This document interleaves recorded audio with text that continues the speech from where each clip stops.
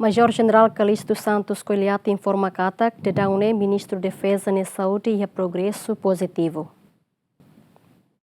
Vice-chefe de Estado-Maior-General FFDT, Major-General Calixto Santos Coelhata informa o Ministro da Defesa e condição de saúde e progresso positivo foi o tratamento hospital e da Malásia. Funcionamento do Ministério da Defesa nem funciona normal.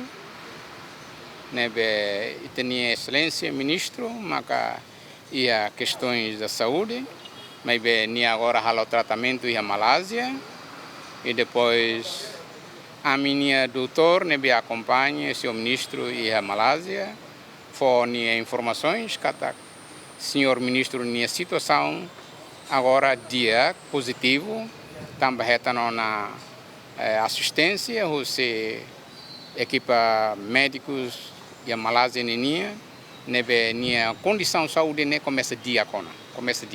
O primeiro-ministro Kairala Sanana Guzmão assume cargo ministro da Defesa interino, onde assegura funcionamento do Ministério da Defesa durante o ministro da Defesa contra-almirante Pedro Clamarfi o tratamento de saúde e a Malásia. Equipa cobertura Gemen.